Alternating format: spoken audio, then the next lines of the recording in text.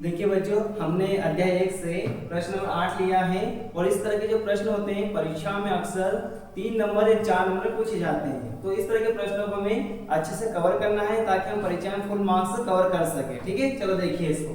प्रश्न नंबर 8 है, सिद्ध कीजिए कि कर्णी 5 एक अपरिमेय संख्या है।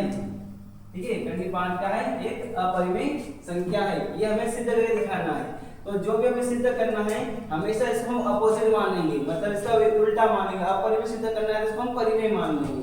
लिखेंगे माना कर्णी 5 एक परिमेय संख्या है। क्या मान लिया हमने इसको? एक परिमेय संख्या मान दिया। ठीक है, और परिमेय संख्या को हम अंश बटे हर से प्रेजेंट करते हैं, अंश बटे हर से दिखाते हैं। तो हम इसे लिख सकते हैं p बटा q के रूप में। तो ये हो जाएगा आपके पास p बटे q बराबर कर्णी 5। जहां हम क्या लिख सकते हैं? जहां p और q क्या है? जहां p और q पूर्णांक है, p और q पूर्णांक है और पूर्णांक है और q नॉट इक्वल 0, यानी q का मान 0 नहीं हो सकता। ठीक है, तो साथ ही साथ हम बोलेंगे कि p और q साथ ही p और q सह अभाज्य संख्या है। सह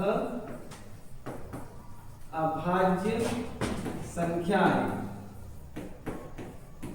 सहभाज्य से मतलब है कि इसमें सिर्फ एक से भाग जाए, खुद से भाग जाए, इसके अलावा अन्य संख्याओं से भाग नहीं। एक संख्याओं को ऐसा जोड़ा जिसमें एक और खुद से ही भाग जाए, अन्य संख्याओं से भाग नहीं जाना चाहिए। चलो चेक करते हैं आगे।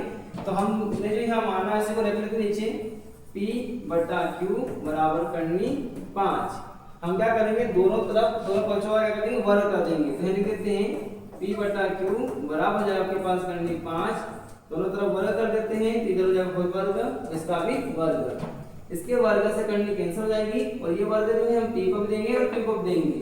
तो जब p का वर्ग बटे में q का वर्ग बराबर 5। ठीक है, अब क्या करते हैं कि जो q वर्ग इसको भाग कर रहा है, फिर 5 से क्या कर लेगा? जाके गुणा कर लेगा। तो जाके 5 इधर बचेगा p वर्ग और बराबर जाएगा 5 q वर्ग। अब 5 जो है q वर्ग से गुणा कर रहा है तो p वर्ग क्या कर लेगा? भाग कर लेगा। ठीक है, इधर कर लेते हैं साइड में। इधर लिखेंगे हम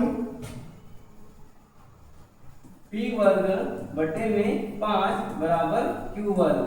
इसको हम समीकरण 1 नाम दे देते हैं। यहाँ हम क्या देख रहे हैं कि यहाँ जो 5 है तो p वर्ग को विभाजित करता है। ठीक है, लिखेंगे क्योंकि यहाँ 5 p वर्ग को विभाजित करता है,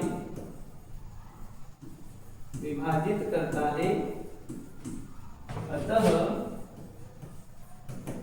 5 p को भी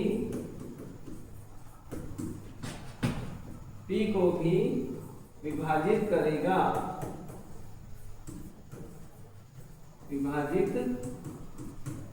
करेगा। और जब कोई संख्या किसी को विभाजित करती है तो वो क्या होता है? उसका एक गुणनखंड होता है। यहाँ पर p क्या है? ये 5 क्या है? p का एक गुणनखंड है। लिखेंगे अतः 5 p का एक गुणनखंड होगा, एक गुणनखंड होगा। ठीक है, मान लेते हैं, माना p बराबर 5 k। k को माना k का नियतांक राशि है, इसको हम हटा भी सकते हैं और रख भी सकते हैं। तो जहां लिख देते हैं जहां k नियतांक है।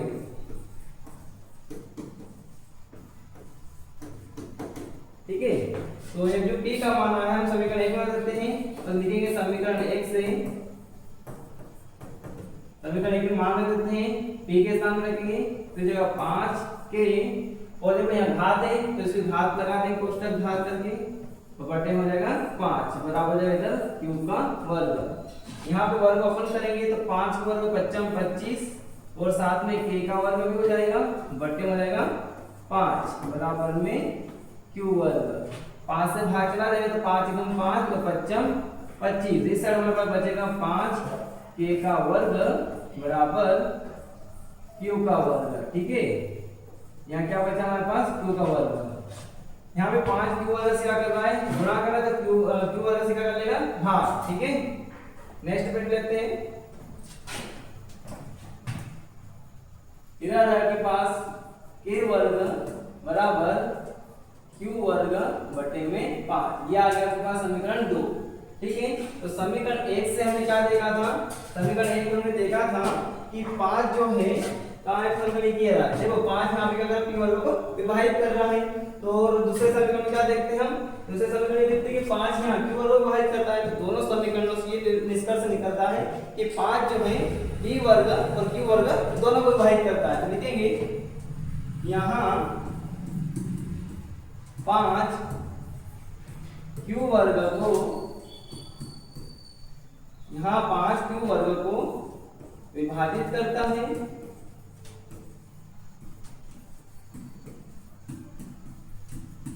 अतः q को भी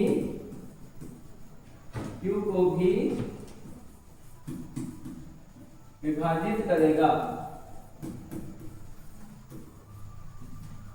विभाजित करेगा। ठीक है,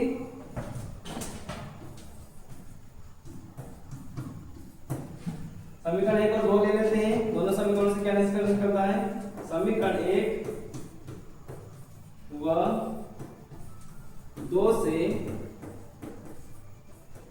स्पष्ट है कि 5 p और q दोनों को विभाजित करता है, दोनों को विभाजित करता है। अतः p और q सहअभाज्य संख्या नहीं है, सहअभाज्य संख्या नहीं है। क्यों नहीं है, मैंने पहले ही कहा था कि अगर p और q सहअभाज्य संख्या है तो वो 5 से विभाजित नहीं होना चाहिए, क्योंकि p सहअभाज्य का मतलब होता है कि या तो वो ऐसी संख्याएं जिसमें एक या खुद से ही भाग जाए, ऐसी संख्याओं का एक जोड़ा बनेगा इसमें एक और खुद से ही भाग जाएगा। लेकिन यहाँ हमने दोनों समीकरण क्या देखा है कि ये 5 से भी विभाजित होती है। ठीक है, तो इसलिए हमने क्लियर कर दिया कि समीकरण 1 व 2 से स्पष्ट है कि 5 p और q दोनों को विभाजित करता है, अतः p और q सहअभाज्य संख्या नहीं है। तो यह विरोधाभासी परिणाम, यह विरोधाभासी परिणाम हमारी गलत कल्पना से उत्पन्न हुआ है, गलत कल्पना से उत्पन्न हुआ है कि करनी 5 एक परिमेय संख्या है, करनी 5 एक परिमेय संख्या है। हमने यही मान लिया था, हमने यही हमारी गलत कल्पना थी कि हमने मान लिया था कि करनी 5 जो है एक परिमेय संख्या है, परंतु हम बोल सकते हैं कि इस बात का विरोध हो चुका है। हम कह सकते हैं लास्ट में अतः करनी 5 एक अपरिमेय संख्या है।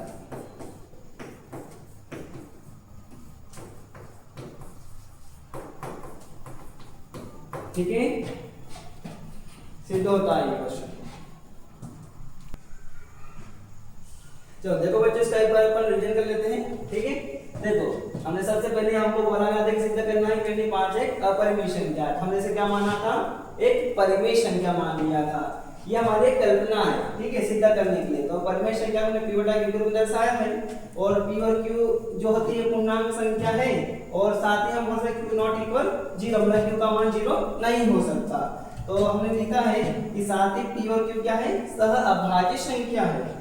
ठीक है, यानी लाइन को हमने वापस यहाँ नीचे उतार लिया है और फिर दोनों पक्षों का वर्ग कर दिया है। इस साइड वर्ग करने से हमारे पास मिल गया p वर्ग बटे q वर्ग और इधर वर्ग से करने कट गया, बचा 5। ठीक है, अब क्या किया है कि ये 5 हम यहाँ ले आए और ये q वर्ग हम इसके पास चले यहाँ चले गए। ठीक है, देखिए तो हमारे इससे क्या मिल गया, हमको एक समीकरण मिल गया है। ठीक है, हमें क्या मिल गया, यहाँ पे एक समीकरण मिल गया है कि जिसमें 5 जो है p वर्ग को विभाजित कर रहा है और जैसे कि हमने लिखा है कि ये 5 जो है p वर्ग को विभाजित करता है, अतः 5 जो है p को भी विभाजित करेगा। और ये की लाइन हमने सेम q के लिए लिखी है। नेक्स्ट पेज पर देखिए, ये देखिए यहाँ पर। ठीक है, कि यहाँ पर हमारे पास q वर्ग आ गया, तो 5 जो है q वर्ग को विभाजित कर रहा है, तो सेम लिखा हमने वही वही सेम उतारा, तो p की जगह क्या लिख दिया हमने यहाँ पे q लिखा है, क्योंकि यहाँ पे 5 जो है q वर्ग को विभाजित कर रहा था। ठीक है, बाकी वही सेम लाइन आता है, q वर्ग विभाजित करेगा और समीकरण 1 और 2 दोनों से स्पष्ट हो चुका है कि 5 जो है p और q दोनों को विभाजित करता है, तो हम कह सकते हैं कि p और q सहभाज्य संख्या नहीं है। ठीक है, तो यह विरोधाभासी परिणाम हमारी गलत कल्पना से उत्पन्न हुआ है कि कर्णी 5 एक परिमेय संख्या है, अतः हम कह सकते हैं कि कर्णी 5 एक अपरिमेय संख्या है। समझ में आ गया? ठीक है।